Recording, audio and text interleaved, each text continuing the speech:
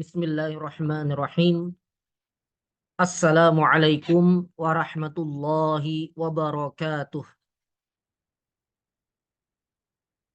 Innal hamdalillah nahmaduhu wa nasta'inuhu wa nastaghfiruh wa na'udzu billahi min syururi anfusina wa min sayyiati a'malina.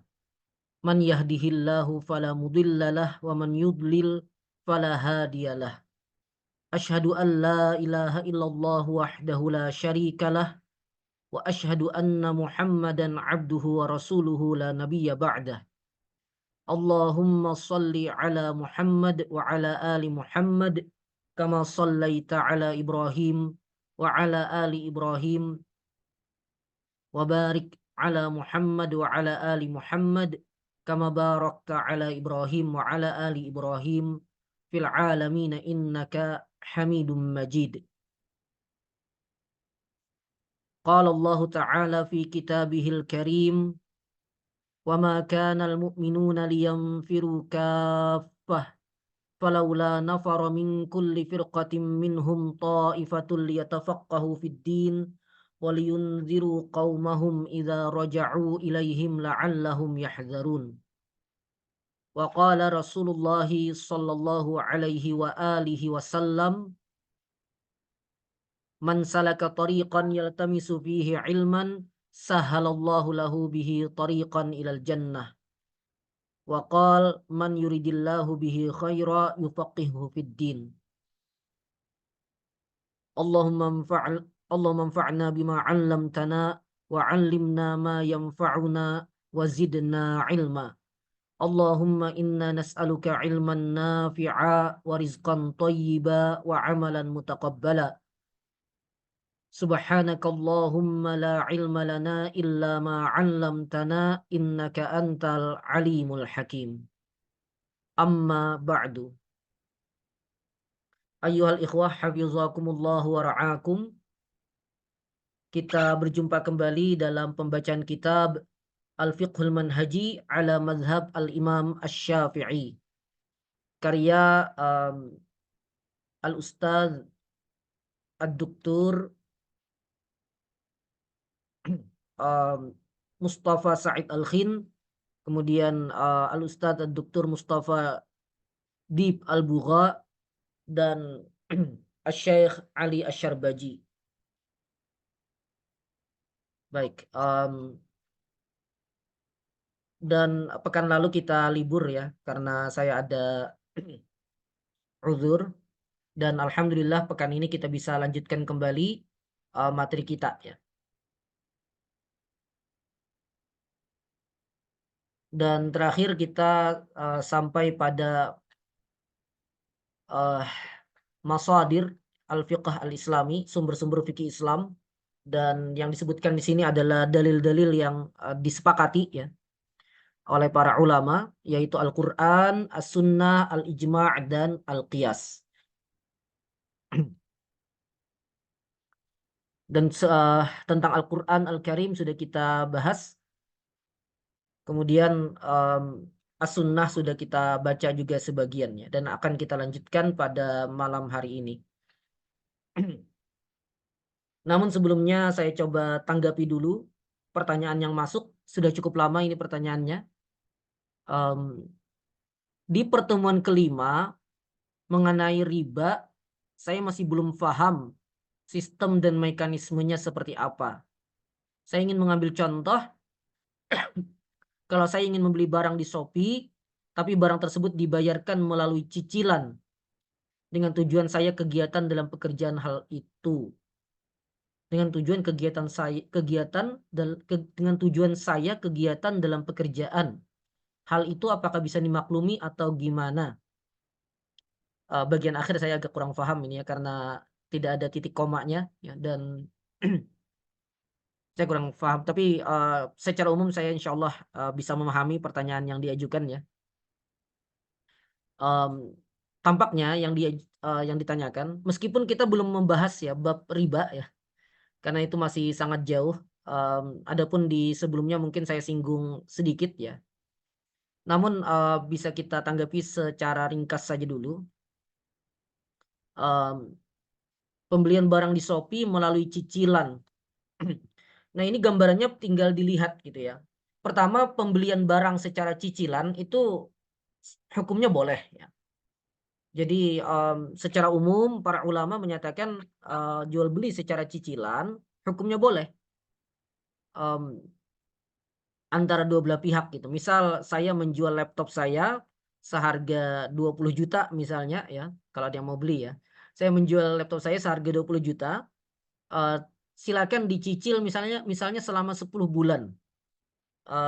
Dan dia bayar 2 juta tiap bulan ke saya. Apakah transaksi semacam ini setelah disepakati, setelah saling ridho ini boleh? Jawabannya boleh-boleh saja. Jawabannya boleh-boleh saja. Saya boleh menjual laptop saya secara cash, boleh juga saya menjual laptop saya secara cicilan ya, secara ya secara tidak tunai. Nah, ini satu hal. Beda halnya kalau yang terjadi transaksinya ini antara 3 pihak. Bukan cuma antara penjual dan pembeli saja seperti contoh yang sebelumnya tadi. Tapi antara 3 pihak, yaitu 1 pihak penjual, 2 pihak pembeli, konsumen, 3 pihak pembiayaan. Nah, jadi yang terjadi adalah jika terjadi 3 pihak ini, yang terjadi adalah saya misalnya jualan laptop harganya 20 juta. Saya penjual nih menjual laptop harga 20 juta misalnya. Harganya 20 juta. Bisa dibeli secara cash, bisa juga dibeli secara cicilan. Nah, kemudian datang seorang konsumen, seorang calon pembeli ke saya mau beli laptop 20 juta ini, tapi dia belum ada uang tunai 20 juta. Sehingga dia ingin memilih pembelian dengan mekanisme cicilan. Nah, kemudian saya katakan, nah kalau Anda mau beli via dengan cicilan bisa, tapi Anda harus daftar dulu dan harus daftar lapor menghubungi pihak pembiayaan yang sudah kerjasama dengan kami, yang sudah kerjasama dengan saya. Jadi silakan hubungi pihak pembiayaan yang bisa jadi ya di toko itu juga gitu. Nah, silakan hubungi pihak pembiayaan, Anda mungkin daftar KTP, daftar segala macam ya, data diri dan segala macam. Nah, setelah dia daftar ke pembiayaan tadi, nah mekanisme sebenarnya adalah pihak pembiayaan itu yang kemudian ya, membeli laptopnya dari saya. Ya, jadi dia membeli laptop itu, pihak pembiayaan membeli laptop itu dari saya. Seharga ya anggaplah gini ya, supaya dianggap lebih sederhana saja. Seharga sama dengan yang saya katakan tadi 20 juta gitu. Jadi pihak pembiayaan membeli laptop dari saya 20 juta. Nah, kemudian laptop yang sudah menjadi hak dari pihak pembiayaan tadi di afwan, bukan begitu, bukan begitu ya. Saya ulangi afwan. Jadi harganya 20 juta gitu ya, harganya 20 juta. Nah, kemudian pihak pembeli menghubungi pihak pembiayaan, daftar segala macam, kemudian dia utang gitu ya, si pembeli utang kepada pihak pembiayaan gitu. Jadi apa namanya,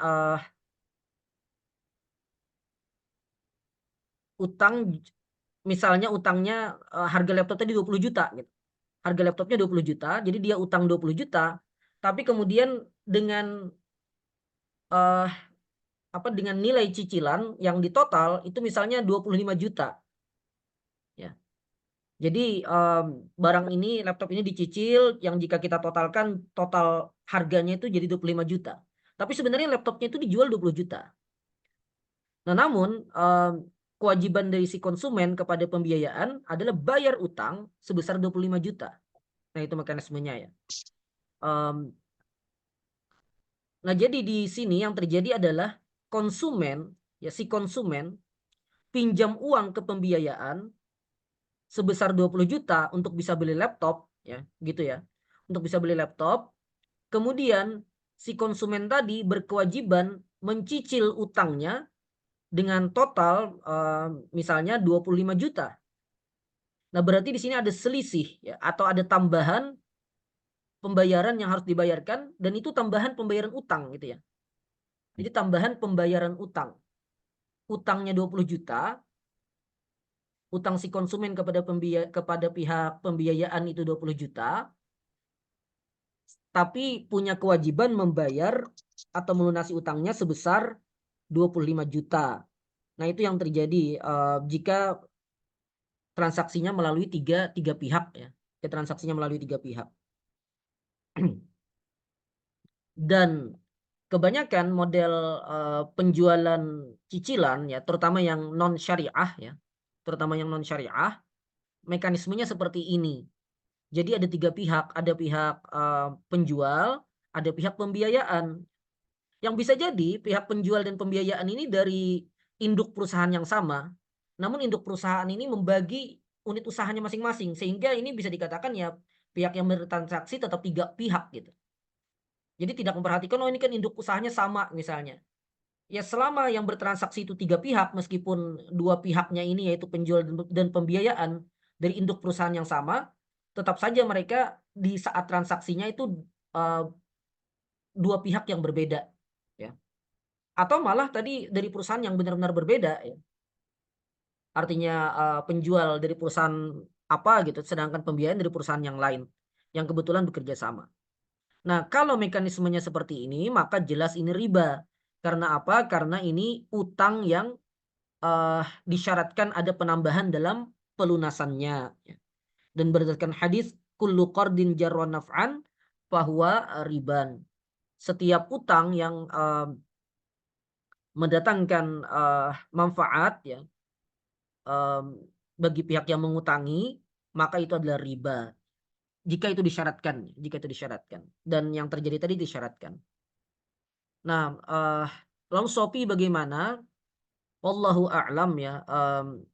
Saya belum pernah meneliti secara khusus tentang Shopee ya. Cuma tampaknya mekanismenya tidak berbeda dengan apa yang saya sebutkan terakhir tadi. Jadi modelnya sama dan itu riba. Wallahu a'lam ya. Wallahu a'lam. Mudah-mudahan cukup jelas ya. Jadi bukan masalah kreditnya ya. Kredit tidak ada masalah. Jual beli utang tidak masalah. Beda harga yang ditawarkan antara cash dengan cicilan tidak masalah. Misal saya jual laptop, bagi yang mau cash saya jual 15 juta.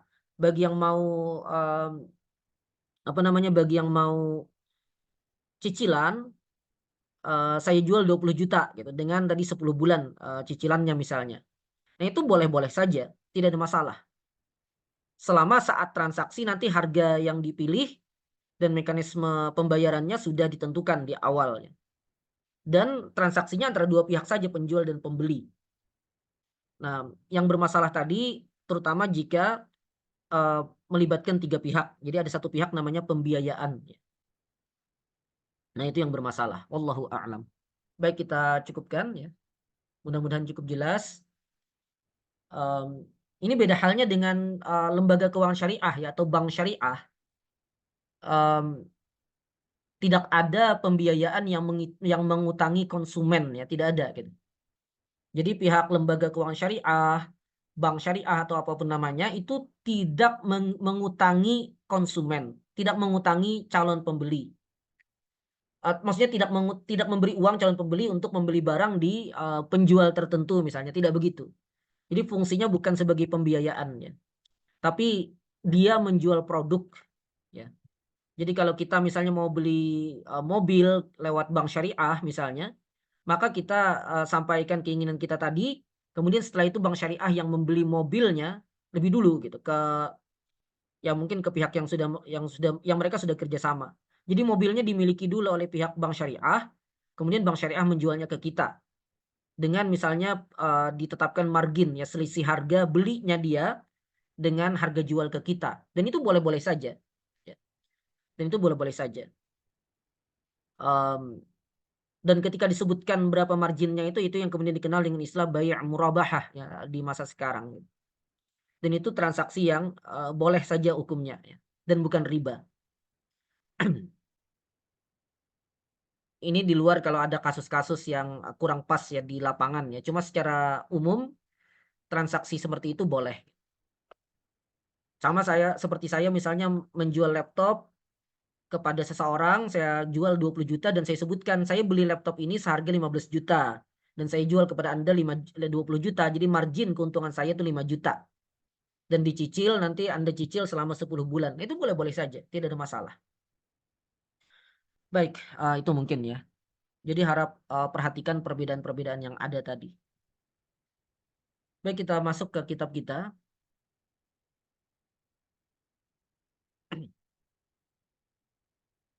Um,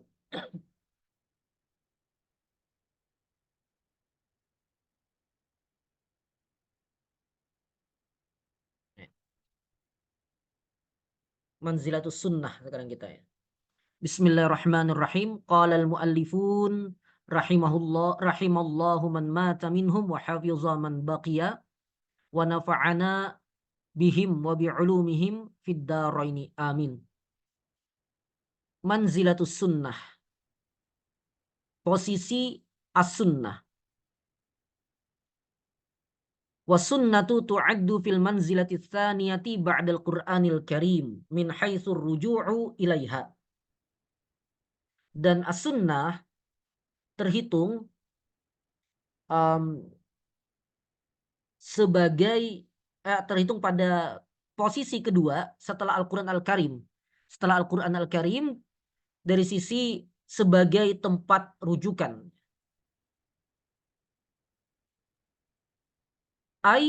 Yaitu innama narji'u awalan ilal Qur'an. Kita merujuk dulu pertama kali kepada Al-Quran. Fa'illam najidil hukma fihi. Dan jika kita tidak menemukan hukum di dalam Al-Quran tersebut, raja'na ila sunnati. Maka kita merujuk kepada as-sunnah. Fa'idha wajadnahu fiha. Dan ketika kita menemukan hukum tersebut di dalam as-sunnah itu, amilna bihi. Kita amalkan apa hukum yang terdapat dalam as-sunnah tersebut. Kama law kana fil Qur'anil Karim. Sebagaimana seandainya hukum itu ada di dalam Al-Quran Al-Karim. Syari'atan antakuna thabitatan 'anir Rasuli sallallahu alaihi wa alihi wasallama bisanadin sahih. Dengan syarat bahwa sunnah tersebut memang benar berasal dari Rasulullah sallallahu alaihi wasallam dan didapatkan melalui sanad yang sahih. Yang ini dipelajari dalam ilmu hadis ya. Dan tentang posisi hadis dhaif, seingat saya sudah sampaikan di pertemuan yang lalu, dan ada banyak diskusi para ulama tentang hadis dhaif ini sehingga panjang memang pembahasannya. Hanya saja yang jelas adalah ya hadis sahih dengan hadis dhaif itu tidak sama ya.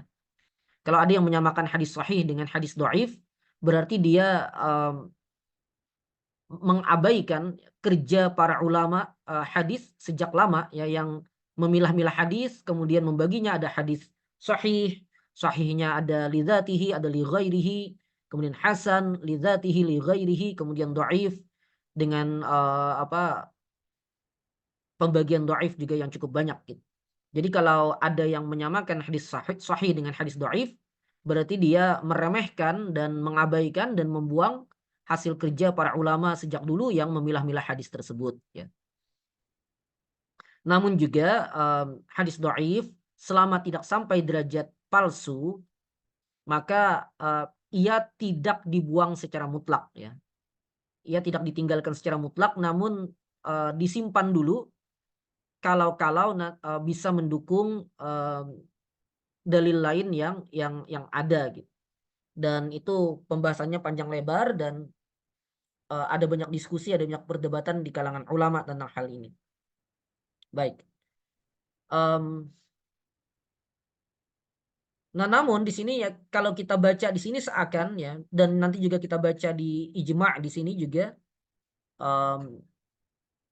nah fil martabatis tsalisah misalnya, seakan-akan mungkin bagi sebagian orang terlihat kita cari dalilnya dulu dari Al-Quran. Kalau dalilnya sudah ada dalam Al-Quran, maka kita tidak berdalil lagi dengan as-sunnah atau dengan ijma' misalnya. Dan kita baru berdalil dengan as-sunnah kalau tidak menemukan hukumnya sama sekali dalam Al-Quran. Demikian juga kita baru berdalil dengan ijma' jika kita tidak menemukan hukumnya dibahas di dalam Al-Quran dan di dalam as-sunnah. Serta nanti yang keempat, kita baru berdalil dengan qiyas jika tidak ada dalil dari Al-Quran, As-Sunnah, dan Ijma'. Nah, apakah mutlak semacam itu? Jawabannya tidak juga. Kalau kita melihat adahnya fuqaha, ya, kita akan temukan dalam sekian persoalan mereka berdalil dengan Al-Quran sekaligus dengan As-Sunnah. Dalam persoalan lain mereka berdalil dengan Al-Quran, As-Sunnah, dan Ijma'. Dalam kesempatan lain mereka berdalil dengan Al-Quran, As-Sunnah, Ijma' dan Qiyas. Di kesempatan lain lagi ya Al-Quran, As-Sunnah, dan Qiyas gitu. Dan seperti itu gitu. Bahkan kita temukan itu di kitab Al-Fiqhul Manhaji ini juga ya. Saya sempat mengecek tadi sedikit ya. Misalnya dalam dalil wujubiz zakati fi malis sabi wal majnun. Dalil wajibnya zakat pada harta anak kecil dan orang gila. Nah, ini sempat saya temukan tadi dari kitab Al-Fiqhul Manhaji. Di sini disebutkan dalilnya pertama adalah firman Allah, "Khudz min amwalihim shadaqatan tutahhiruhum wa tuzakkihim biha."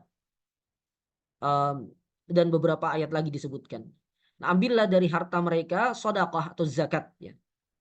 Nah, di sini ayat itu menunjukkan bahwa Allah tabaraka wa taala um, apa namanya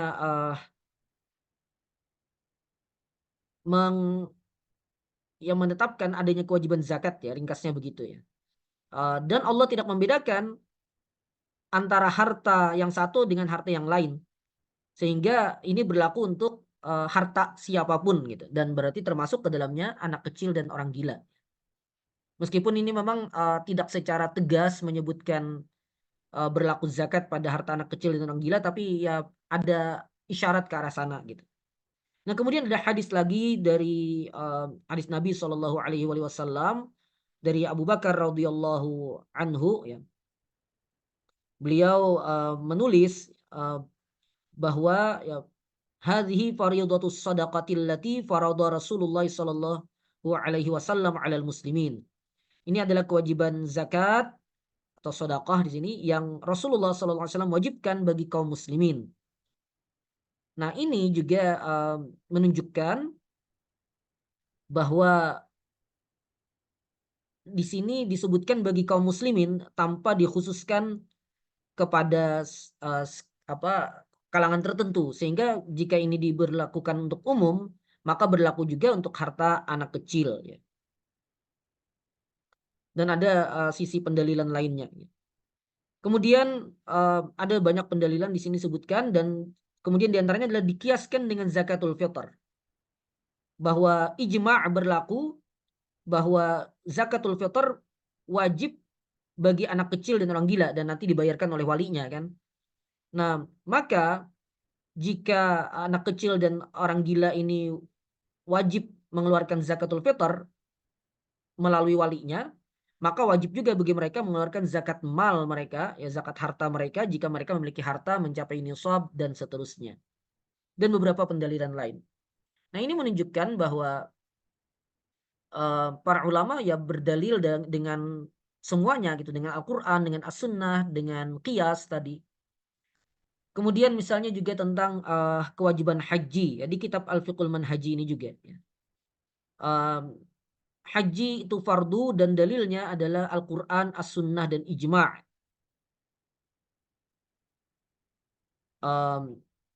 Di antara dalil dari Al-Quran adalah firman Allah, walillahi 'alan nasi hijjul baiti man istata'a ilaihi sabila. Kemudian dari As-Sunnah, bunyal Islamu ala khamsin. Islam dibangun di atas 5 perkara dan salah satunya adalah wahajjil bait dan haji ke Baitullah. Kemudian adanya ijma' ulama akan wajibnya haji. Nah, jadi posisi tadi tidak mutlak bahwa jika ada dalam Al-Quran maka tidak perlu berdalil dengan As-Sunnah. Jika tidak ada dalam Al-Quran baru berdalil dengan As-Sunnah dan tidak berdalil dengan ijma' dan semisal itu ya tidak seperti itu gitu ya. Tidak difahami seperti itu. Jadi masing-masing dalil tadi bisa diajukan untuk saling menguatkan. Hanya saja posisi yang tertinggi jelas Al-Quran Al-Karim. Al-Quran Al-Karim. yang nanti akan berpengaruh misalnya jika terjadi ta'arud antar dalil misalnya, antara Al-Quran dengan hadis misalnya, maka yang didahulukan adalah Al-Quran Al-Karim. Atau apakah mungkin terjadi ta'arud antara Al-Quran dengan ijma' misalnya. Nah, jika ada yang mengklaim terjadi ta'arud, terjadi pertentangan, apa yang ditunjukkan oleh Al-Quran dan apa yang ditunjukkan oleh ijma' misalnya, maka ada beberapa kemungkinan. Kemungkinan pertama, ijma'nya tidak benar. Artinya klaim ijma' itu tidak betul, gitu. Tidak betul ada ijma'. Karena tidak mungkin ulama sepakat menyelisihi Al-Quran. Atau yang kedua, ijma'nya betul, pemahaman seseorang terhadap Al-Quran itu yang keliru. Jadi dia berpikir bahwa ijma' ini menyelisihi Al-Quran. Padahal sebenarnya tidak menyelisihi. Dia yang salah memahami apa yang disebutkan oleh Al-Quran tersebut. Dan lain-lain. Baik, mudah-mudahan cukup jelas ya.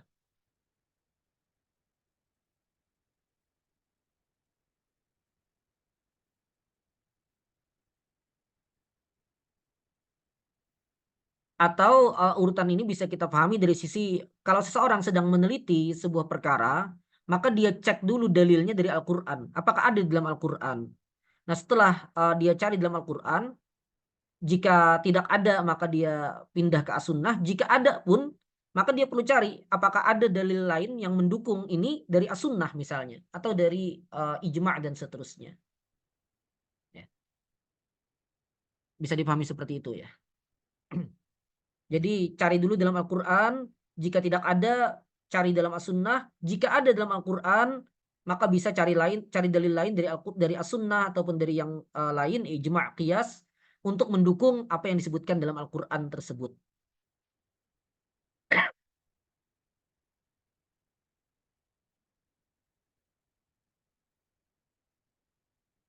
Baik, wazifatus sunnatin nabawiyah. Tugas dari As-Sunnah An-Nabawiyah. Ya. Apa tugas dari As-Sunnah? Apa fungsi dari As-Sunnah?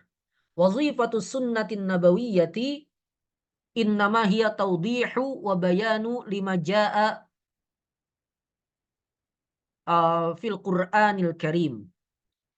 Tugas atau fungsi As-Sunnah Nabawiyah adalah menjelaskan, ya, memberi penjelasan pada perkara yang disebutkan di dalam Al-Quran Al-Karim secara garis besar. Fal Qur'anu kama qulna, Al-Quran sebagaimana kita katakan sebelumnya, misalnya nassa 'ala salati bisyaklin mujmal, menyebutkan tentang salat dengan dalam bentuk yang mujmal, ya. Dia hanya menyebutkan misalnya wa aqimus shalah gitu ya. Dan semisalnya, dan tidak menjelaskan kaifiat salat dan rukun salat, sunnah salat, jumlah rakaat salat dan seterusnya tidak disebutkan di dalam Al-Qur'an. Nah, maka faja'atis sunnatu fafassalat kaifiyatis salati al-qauliyata wal amaliyah. Nah, kemudian datang as-sunnah memerinci, yang memberikan perincian tentang tata cara salat, baik secara dengan perkataan Nabi, ya.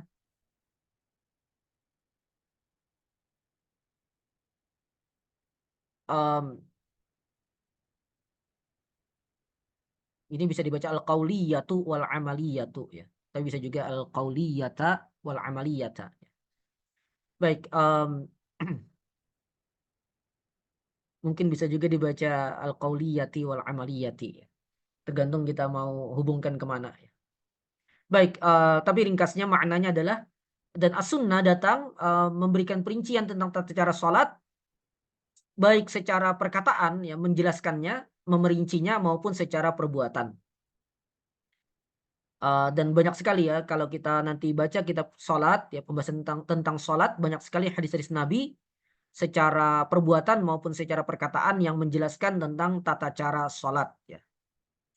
Wasahha 'anir Rasuli sallallahu alaihi wasallam annahu qala, dan sahih dari Rasul sallallahu alaihi wasallam, beliau bersabda, "Shallu kama raaitumuni usolli." Salatlah kalian sebagaimana kalian melihatku salat, ya. Sebagaimana kalian melihatku salat. Rawahul Bukhari, raqam uh, sitti mi'ah wa khamsah. Riwayat Imam Al-Bukhari nomor 605, nomor 605. Wa kadzalika bayyanatis sunnatu a'malal haji wa manasikahu. Demikian juga as-sunnah menjelaskan aktivitas-aktivitas haji dan manasik haji, ya. Jadi para sahabat merekam apa yang dilakukan oleh Nabi SAW ketika beliau berhaji, ya. Dan Nabi cuma satu kali berhaji seumur hidup beliau, ya, dan direkam oleh para sahabat yang kemudian meriwayatkan tentang haji Nabi itu kepada generasi-generasi setelahnya. Dan Nabi juga selain menjelaskan secara perbuatan juga menyampaikan sekian perkataan tentang ibadah haji, ya. Wa qala sallallahu alaihi wasallam, dan sabda dan Nabi sallallahu alaihi wasallam, Nabi sallallahu alaihi wa alihi wasallam bersabda, "Khudhu anni manasikakum." Rawahul Bukhari. Ambillah dariku manasik haji kalian.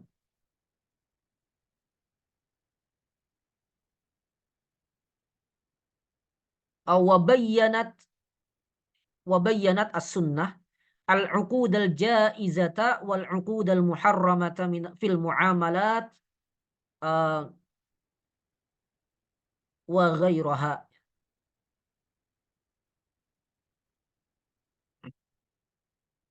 Atau wa ghairiha bisa juga.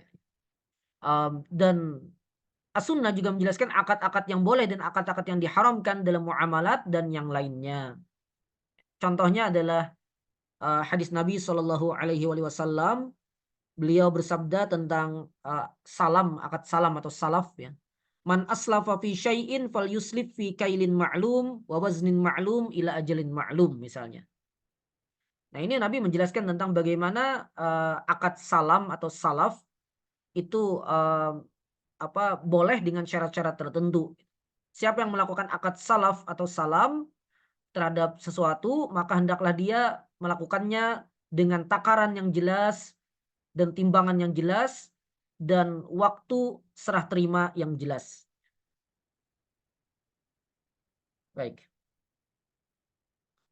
Nah, kemudian wa kadzalika syara'atis sunnatu ba'dha ma sakata anhul Qur'an wa lam yubayyin hukmahu. Demikian juga sunnah menetapkan sebagian syariat yang tidak disebutkan hukumnya di dalam Al-Qur'an. Misalnya tahrimut takhattumi bidzahab walubsi al-harir 'ala rijal. Misalnya pengharaman memakai cincin dari emas dan juga keharaman memakai memakai kain sutra, ya, bagi laki-laki.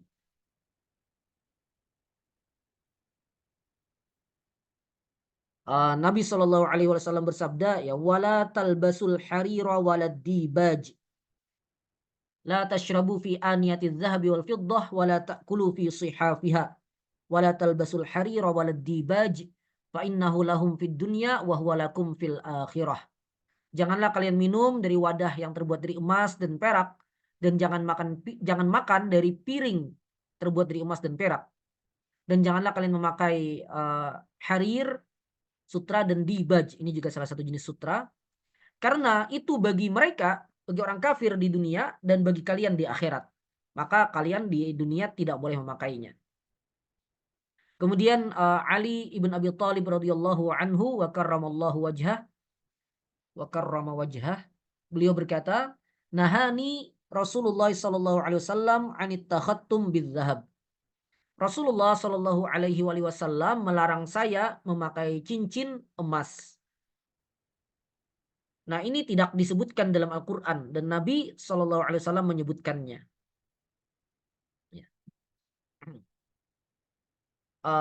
Dan ulama memerinci juga, ya. Jadi fungsi as-sunnah itu satu, menegaskan hukum yang terdapat dalam Al-Qur'an. Jadi Al-Qur'an menyatakan hukum perkara itu, as-sunnah juga menyatakan hukum perkara yang sama.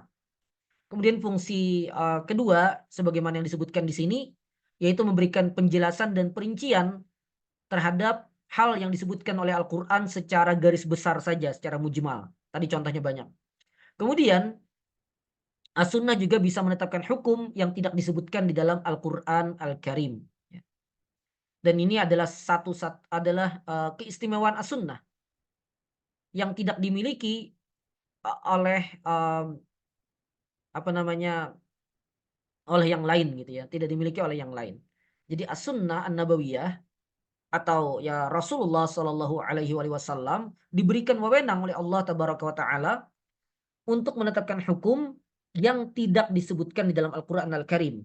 Meskipun tentu itu atas bimbingan dari Allah tabaraka wa taala juga ya. Karena Nabi Shallallahu alaihi wasallam tidak berkata dengan hawa nafsunya, ya wa ma yantiqu 'anil hawa. Jadi Nabi Shallallahu alaihi wasallam tidak berkata dengan hawa nafsu, tapi beliau hanya menyampaikan wahyu yang diwahyukan kepada beliau. In huwa illa wahyu yuha. Meskipun ini pembahasannya panjang lagi tentang tafsir ayat tersebut ya. Cuma ya diantara penjelasan ulama seperti tadi. Wa khulasatul qauli, dan ringkasnya, inna sunnata hiyal masdarus tsani ba'dal Qur'anil Karim. As-sunnah adalah sumber kedua bagi fikih Islam, bagi ahkam syariah, bagi hukum syariat setelah Al-Qur'an Al-Karim. Wa innal amala biha wajibun, dan mengamalkan as-sunnah ini hukumnya wajib. Wahia daruriyatun li fahmil Qur'ani wal amali bihi, dan fungsi as-sunnah ini juga sangat urgent untuk memahami Al-Qur'an dan mengamalkan apa yang dikandung oleh Al-Qur'an. Jadi kita tidak bisa mengamalkan berbagai hukum yang disebutkan oleh Al-Qur'an secara mujmal tanpa merujuk kepada as-sunnah. Dan ini adalah dalil yang sangat jelas yang menunjukkan batilnya orang-orang yang memegang konsep ingkarus sunnah ya. Yang mereka mengatakan kita ikuti Al-Quran saja dan kita tidak ikuti as-sunnah. Maka faham ini batil ya, bahkan kufur, dan jelas kesalahannya sangat-sangat jelas. Karena bagaimana dia bisa sholat misalnya yang disebutkan dalam Al-Quran kalau tidak merujuk kepada as-sunnah. Bagaimana cara dia mengeluarkan zakat yang disebutkan dalam Al-Quran tanpa merujuk as-sunnah? Dia tidak tahu harta apa yang dizakati dan segala macam. Maka tidak mungkin seseorang bisa mengamalkan Islam tanpa merujuk kepada as-sunnah an-nabawiyah.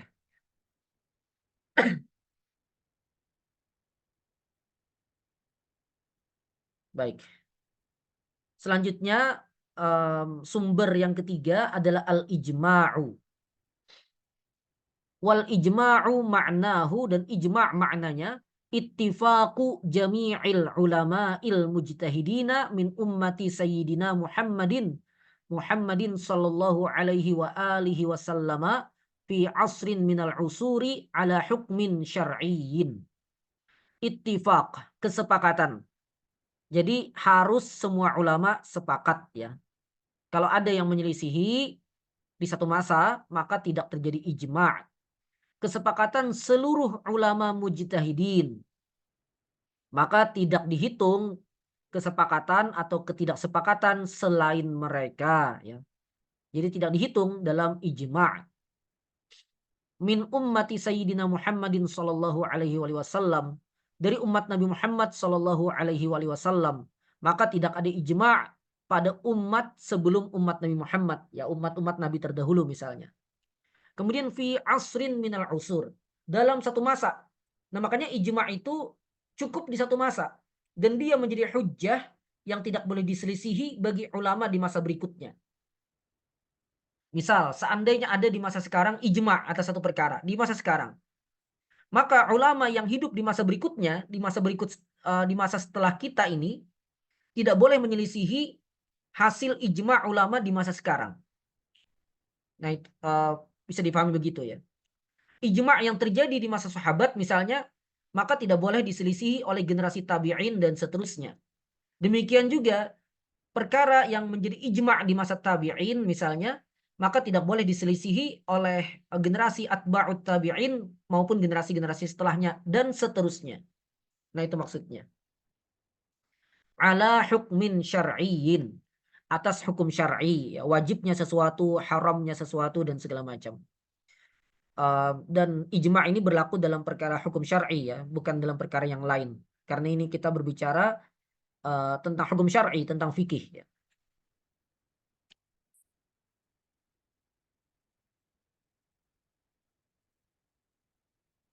Um, Sempat ada yang bertanya ke saya di satu kesempatan, bagaimana ini ijma'?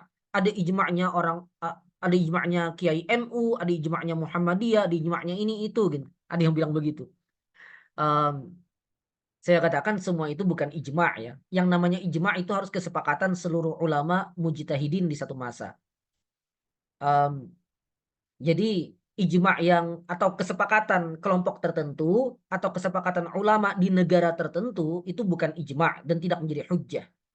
Kesepakatan ulama Indonesia atas satu hukum bukan ijma', karena ulama bukan cuma di Indonesia. Demikian juga kesepakatan para ulama di Saudi misalnya tidak menjadi hujjah bagi kita. Karena apa? Karena ulama bukan cuma di Saudi. Kesepakatan ulama Mesir misalnya tidak menjadi hujjah. Karena apa? Karena ulama bukan cuma di Mesir. Kesepakatan ulama NU misalnya tidak menjadi hujjah. Karena apa? Karena ulama bukan cuma di NU. Demikian juga kesepakatan ulama Muhammadiyah misalnya bukan ijma', karena ulama tidak hanya di Muhammadiyah dan seterusnya, apapun itu. Ya. Jadi tidak masalah berbeda dengan mereka gitu ya. Berbeda dengan mereka. Beda halnya kalau ada satu perkara kontemporer misalnya ini ya, perkara kontemporer yang diteliti oleh para ulama dari berbagai penjuru bumi ya. Para ulama yang ahli dalam menetapkan hukum di masa sekarang ya. Dan apakah itu ada? Ya ada gitu. Um, Kemudian mereka sepakat atas perkara itu. Misalnya mereka mengatakan hukumnya boleh. Ya. Transaksi itu hukumnya boleh. Dan mereka sepakat gitu, setelah dicek dari ujung barat sampai ujung timur, para ulama kaum muslimin sepakat bahwa akad itu boleh. Transaksi itu boleh misalnya. Nah maka itu ijma'. Ya. Jika terbukti benar ya dari semua ulama menyatakan boleh. Maka uh, itu baru ijma' gitu ya. Ya. Jadi selainnya tadi bukan ijma' ya. Apalagi apa yang disebut ijtima' ulama ya di apa momen-momen politik ya. Momen politik 2019, momen politik 2024 itu jelas bukan ijma' ya dan tidak wajib diikuti ya. Karena ada juga orang yang berhujjah, oh ini masa sih hasil keputusan ijtima' ulama diselisihi gitu. Tidak boleh kan? Ya, jawabannya ya boleh-boleh saja ya. Dari sisi ijtima'nya tadi. Karena apa? Karena satu, ijtima' ulama itu bukan ijma' ya. Karena banyak sekali ulama yang tidak terlibat di sana. Jangankan ulama negeri yang lain ya, ulama Indonesia saja tidak semuanya ada di ijtima' ulama terkait dengan putusan politik itu ya. Tambah lagi faktanya ya, terutama yang 2019 ya, yang saya pernah cek nama-namanya, 2024 tampaknya tidak jauh beda ya. Uh, Banyak yang ada disebutkan dalam ijtima' tersebut ternyata bukan ulama. Bukan ulama, cuma politisi saja yang ya kebetulan ikut ya, dalam forum-forum semacam itu. Dan ya saya punya ya tahulah berdasarkan pengalaman pribadi bahwa cukup banyak forum-forum yang disebut forum ulama ini, forum ulama itu, pertemuan ulama ini, pertemuan ulama itu, ternyata yang ada di dalamnya tidak semuanya ulama. Bahkan mungkin yang benar-benar ulama, bahkan yang mungkin bisa baca kitab saja tidak banyak gitu. Uh, Banyak yang ternyata tidak bisa. Maka baca kitab saya tidak bisa, bagaimana bisa disebut sebagai ulama ilmu syar'i ya. Um, Maka jelas itu bukan bukan ini, bukan hal yang wajib diikuti. Tapi keputusannya jika memang benar, keputusannya ya karena benarnya itulah ya kita sepakat gitu, bukan karena itu hasil ijtima' ulama. Karena ya itu tidak sah ya sebagai ijma' dengan pertimbangan beberapa hal tadi ya. Jadi jangan direndahkan lah istilah ijma' ulama karena ini sakral ya, karena ini salah satu dalil dari dalil-dalil syar'i. Jadi jangan sembarangan hal-hal disebut sebagai ijma' ulama ya. Baik, mudah-mudahan cukup jelas ya. Kemudian fa'idzat tafaqa haula'il ulama'u sawa'an kanu fi asri sahabati au ba'dahum ala hukmin minal ahkami syar'iyyati kanat tifaquhum hadza ijma'an. Dan jika para ulama ini sepakat, baik mereka di masa sahabat, ulamanya sahabat ya, maupun setelah generasi sahabat ya, atas satu hukum dari hukum-hukum syar'i, maka kesepakatan mereka ini adalah ijma'. Wa kana al-'amalu bima ajma'u 'alaihi wajiban. Dan mengamalkan perkara yang mereka ijma'kan tadi itu wajib hukumnya. Sebagaimana wajib bagi kita mengamalkan Al-Quran dan As-Sunnah. Karena sama-sama dalil. Karena sama-sama dalil.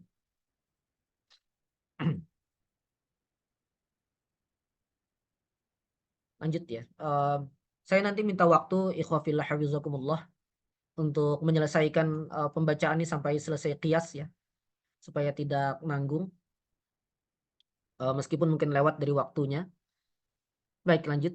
Wa dalilu dzalika, dan dalil atas kehujjahan ijma' tadi adalah anna Nabi sallallahu alaihi wasallam akhbara anna ulama'a al-muslimin la yajtami'una ala dhalalah.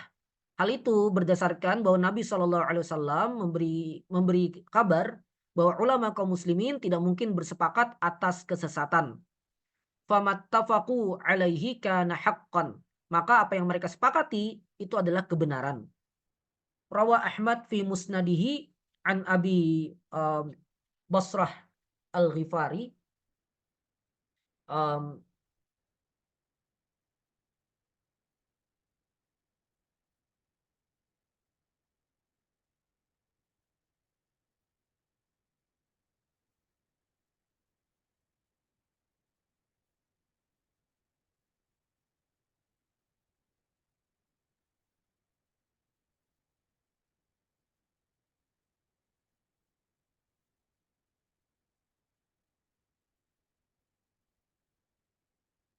Ya, radhiyallahu anhu anna Rasulullah sallallahu alaihi wasallam qala sa'altullah azza wa jalla an la yajma'a ummati ala dhalalah fa'a'taniha.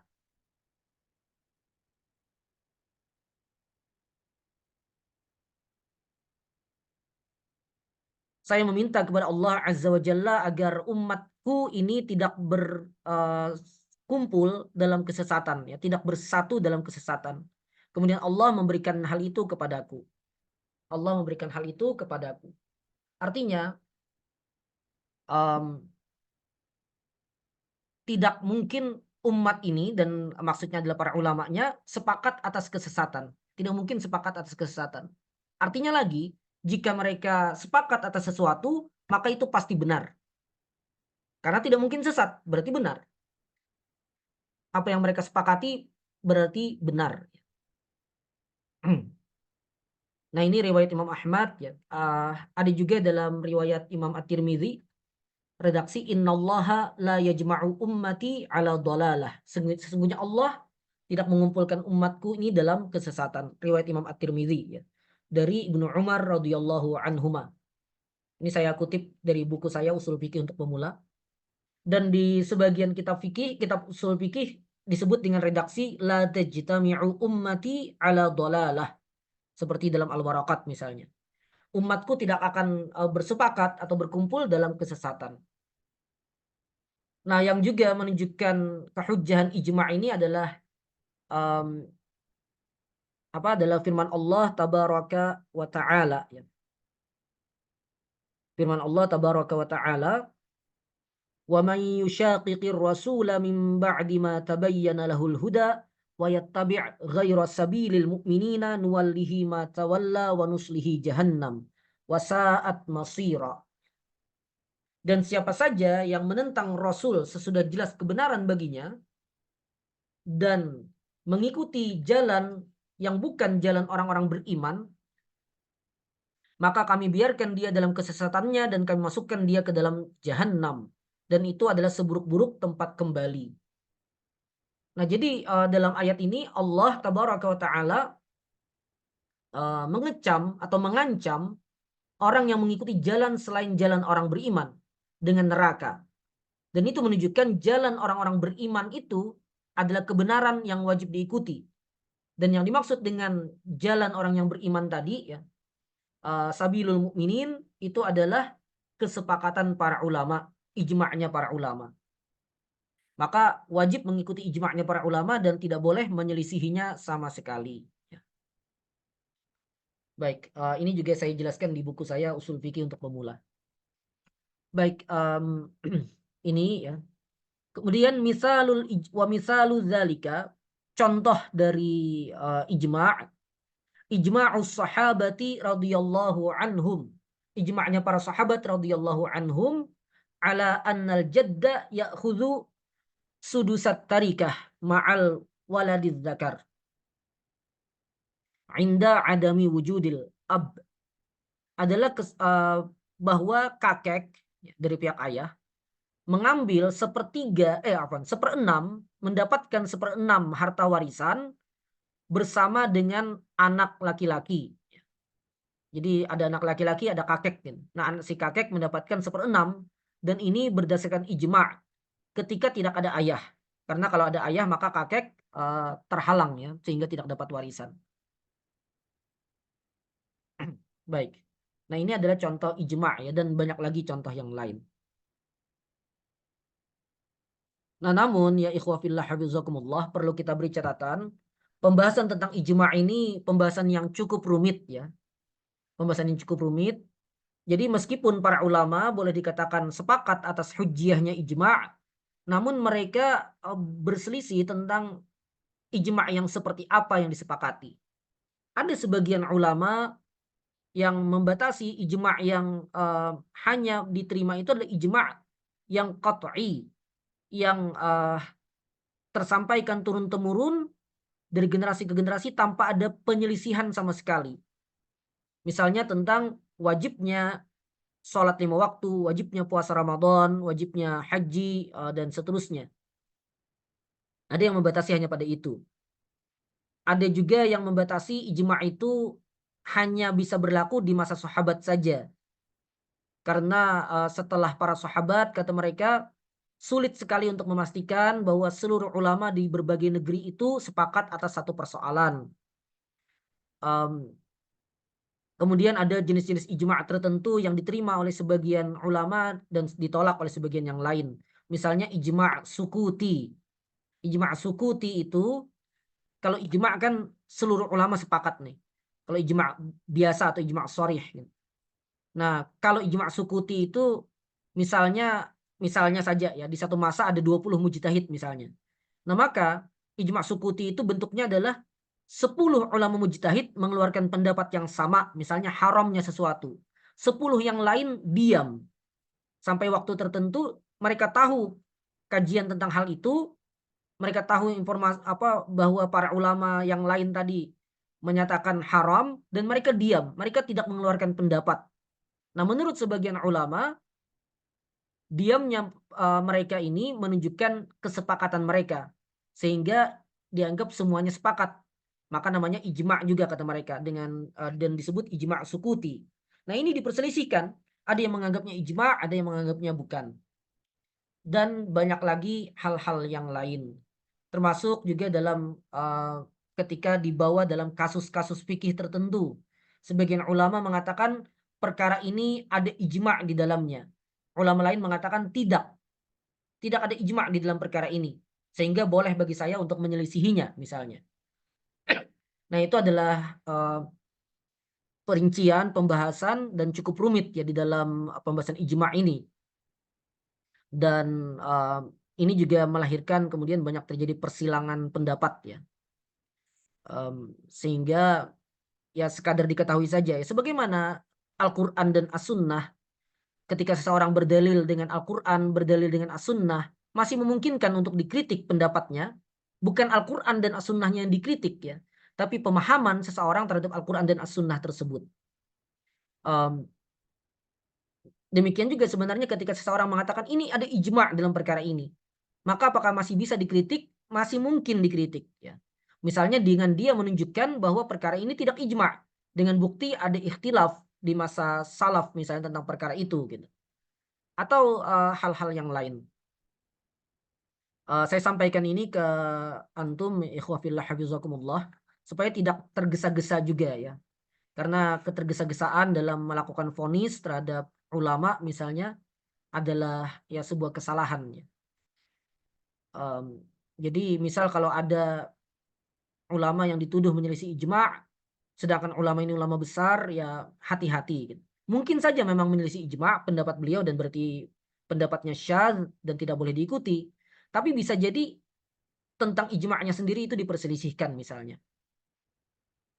Jadi lagi-lagi bagi kita yang mungkin ya kurang ilmu, kurang kuat daya telaah terhadap berbagai referensi, apalagi pendapat-pendapat di era salaf misalnya, maka sebaiknya jangan tergesa-gesa ya. Jangan tergesa-gesa dalam mengambil kesimpulan. Namun ya di sini di poin ini kita pahami bahwa ya ijma' secara umum ini adalah dalil ketiga yang disepakati oleh ulama. Adapun yang saya sebutkan tadi itu berkaitan dengan perincian persoalan-persoalan terkait ijma'. Baik, manzilatul ijma', posisi ijma'. Wal ijma'u ya'ti fil martabati tsalitsati min haitsur ruju'u ilaihi. Ijma' itu berada pada posisi ketiga sebagai tempat rujukan. Fa idza lam najidil hukma fil Qur'an wala fis sunnati nazarna hal ajma'a ulama'ul muslimina alaihi. Ketika kita tidak menemukan hukum dalam Al-Qur'an dan dalam As-Sunnah, ini penjelasannya sudah saya sampaikan di awal kajian kita hari ini ya. Jadi tidak saya ulangi lagi. Silakan nanti bagi yang mungkin baru menyimak di bagian ini mengulangi di awal-awal penjelasan saya ya. Nah, kembali jika tidak menemukan hukum dalam Al-Qur'an dan juga dalam As-Sunnah, kita lihat apakah ulama sepakat atas perkara itu atau tidak. Fa in wajadna dzalika, dan jika kita temukan para ulama tadi sepakat atas perkara itu, akhadna wa amilna bih. Maka kita ambil kesepakatan ulama tadi dan kita amalkan. Ya. Dan cukup dengan ijma' itu sebagai landasan amal kita. Meskipun misalnya kita tidak temukan pembahasannya dalam Al-Quran maupun As-Sunnah. Karena ijma' sendiri adalah dalil ya. Dan ijma' itu juga pada dasarnya sandarannya adalah Al-Quran dan As-Sunnah sendiri.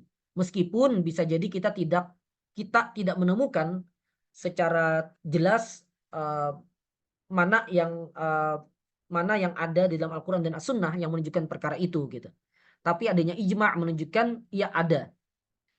Dan kita tidak wajib untuk menemukannya dalam Al-Quran dan As-Sunnah karena dengan ijma' itu sendiri kita sudah cukup ya sebagai landasan amal kita.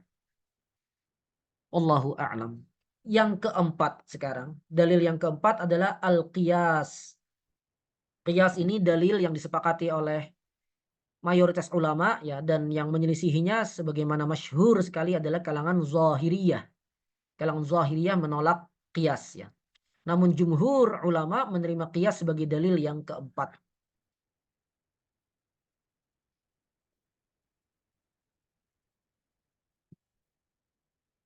Dan antum bisa baca kehujjahan qiyas ini di berbagai kitab usul fikih dan juga bantahan terhadap para ulama yang menolak kehujjahan qiyas. Nah, sedangkan di sini tidak disebutkan ya, tidak dibahas. Di sini sekadar disebutkan tentang apa itu qiyas dan apa fungsinya. Baik.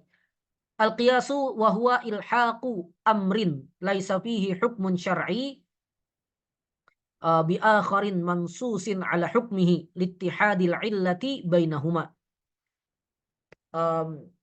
Qiyas adalah mengilhaq ya, memasukkan satu perkara yang tidak disebutkan hukum syar'i pada perkara itu di dalam nas gitu ya, dengan perkara lain yang disebutkan di dalam nas hukumnya.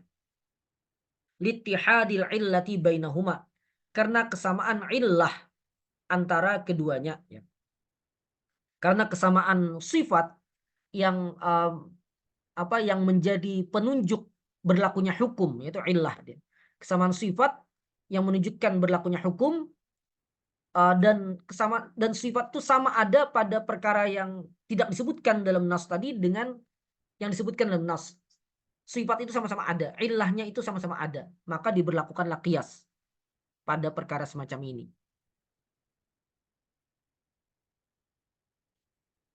Saya kembali ulangi, jadi qiyas itu ada perkara yang tidak ada hukumnya, tidak disebutkan hukumnya dalam nas Al-Quran maupun As-Sunnah, tidak disebutkan hukumnya. Ada perkara ini. Kemudian ada perkara lain yang disebutkan hukumnya dalam nas. Ada perkara lain yang disebutkan hukumnya dalam nas. Nah, ternyata perkara A dan perkara B ini sama ilahnya, memiliki sifat yang sama, yang sifat itu adalah sifat yang menunjukkan berlakunya hukum atas perkara itu.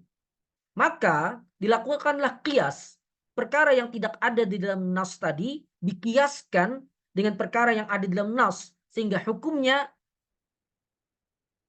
disamakan, hukumnya disamakan. Baik. Wa hadzal qiyas narji'u ilaihi idza lam najid nassan ala hukmi mas'alatin minal masaili fil Qur'ani wala fis sunnati wala fil ijma'.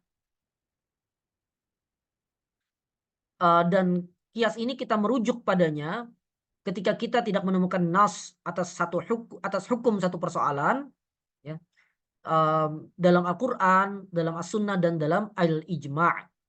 Manzilatul qiyas, posisi al-qiyas. Fal qiyasu idzan fil martabatir rabi'ati min haitsu ruju'u ilaihi. Maka qiyas berdasarkan penjelasan di atas berada pada posisi keempat sebagai tempat rujukan. Dan kembali lagi silakan dengarkan ulang penjelasan saya di awal tentang penyebutan dalil tadi Al-Quran, As-Sunnah, Ijma' dan qiyas. Baik, selanjutnya arkanul qiyas, rukun-rukun qiyas. Arkanul qiyas wa arkanul qiyasi arba'atun. Rukun-rukun qiyas ada 4. Yang pertama aslun maqisun alaihi. Yang pertama adalah asal, perkara pokok yang akan dikiaskan kepadanya. Ya, yang perkara cabangnya akan dikiaskan padanya. Ini perkara yang ada disebutkan dalam nas. Kemudian wa far'un maqis, dan perkara cabang yaitu perkara yang tidak disebutkan di dalam nas yang akan dikiaskan, yang akan dikiaskan padanya.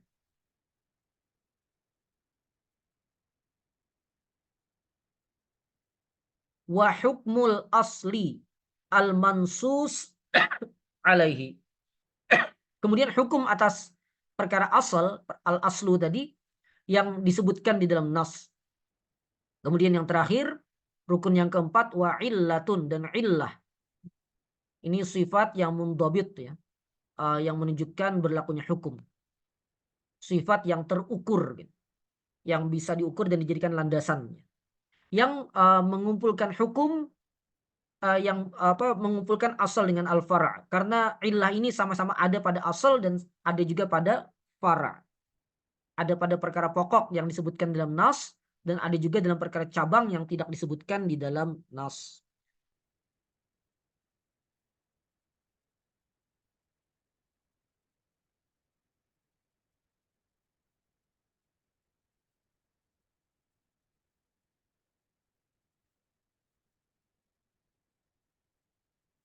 Baik. Misalul qiyas, contoh qiyas. Innallaha harramal khamra binassil Qur'anil Karim.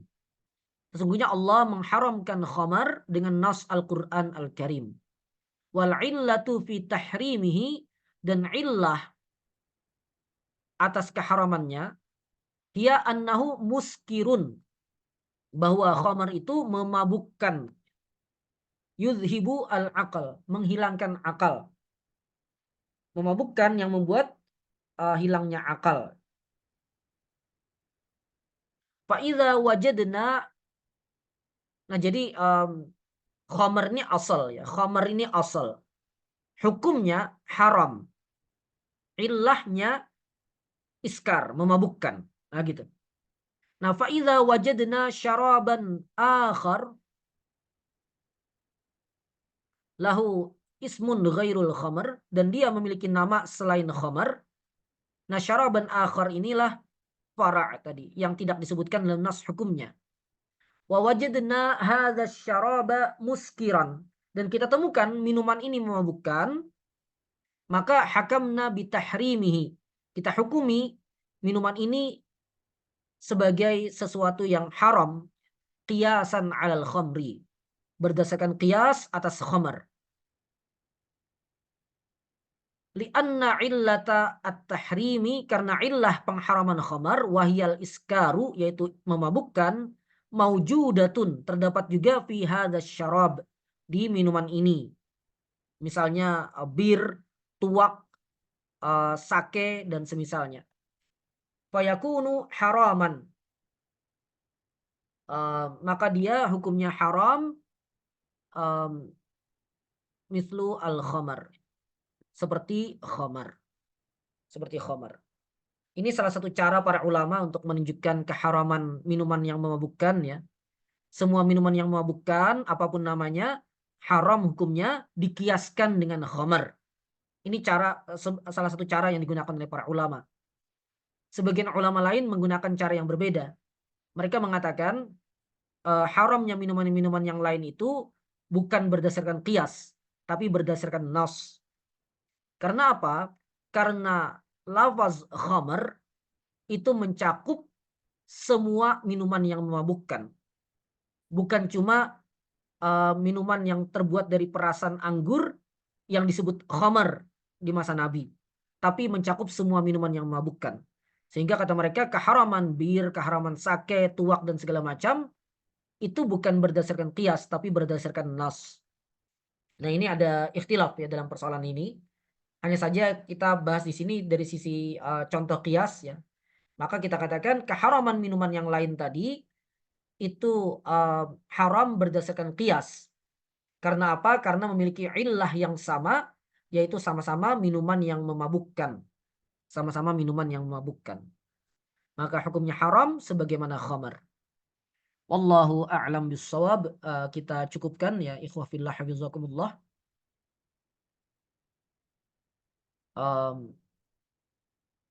Sini ada satu paragraf lagi ya. Hadhihi hiyal masadirut tasyri'iyah allati tarji'u ilaiha ahkamul fiqhil islami. Inilah sumber-sumber pensyariatan yang hukum-hukum fikih Islam merujuk kepadanya.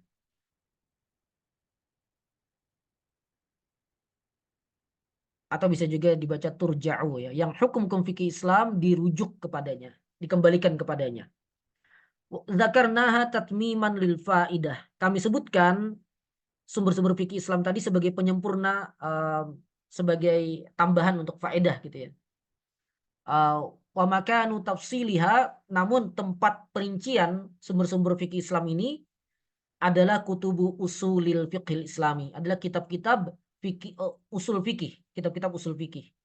Jadi kalau ada yang ingin memperdalam tentang Al-Quran, As-Sunnah, Ijma', Qiyas, serta mungkin dalil-dalil yang lain, maka untuk memperdalamnya perlu merujuk, perlu membaca, perlu mutalaah kitab-kitab usul fikih. Demikian, semoga bermanfaat. Mohon maaf atas segala kesalahan. Kita akan lanjutkan di pertemuan berikutnya. Daruratul tizamil fiqhil islami dan seterusnya. Demikian, hadanallahu wa iyyakum ajma'in. Wassalamualaikum warahmatullahi wabarakatuh.